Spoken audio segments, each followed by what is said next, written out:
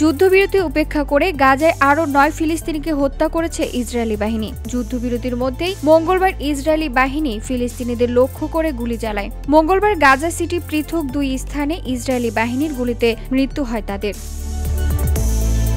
প্রতিবেদনে জানানো হয়, গাজা সিটি হয়ে নিজ নিজ বাসায় ফিরছিলেন ফিলিস্তিনিরা। এই সময় ওই হামলার ঘটনা ঘটে। ইসরায়েলি প্রতিরক্ষা বাহিনীর দাবি, সেনা সদস্যদের খুব কাছাকাছি এসে পড়েছিলেন কয়েকজন, তাই সন্দেহভাজন হিসেবে তাদের ওপর গুলি ছোড়া হয়।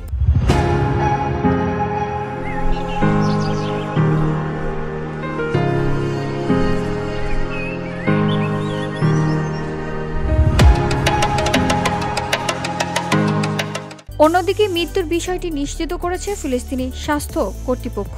তারা জানায়, নিহতদের গাজায় আল আহলি ও আল নাসের হাসপাতালে নেওয়া হলে কর্তব্যরত চিকিৎসকরা তাদের মৃত ঘোষণা করেন।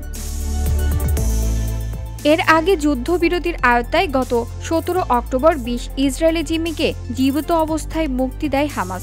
অন্যদিকে গুরুতর সাজাপ্রাপ্ত ২৫০ বন্দী সহ আরও ১৭০০ ফিলিস্তিনিকে মুক্তি দেয় তেল আবিব। তাদের স্বাগত জানাতে খান ইউনিসের নাসের হাসপাতালে জড়ো হয় বহু মানুষ। সোমবার হামাস গাজা থেকে ইসরায়েলি জিম্মিদের মুক্তি দেয় এবং যুদ্ধবিরতি চুক্তির অংশ হিসেবে ফিলিস্তিনি বন্দীদের ফেরত দেয় ইসরায়েল। যুক্তরাষ্ট্রের প্রেসিডেন্ট ডোনাল্ড ট্রাম্প ২ বছর ধরে চলা গাজা যুদ্ধের সমাপ্তি ঘোষণা করে। VOD Bangla news desk.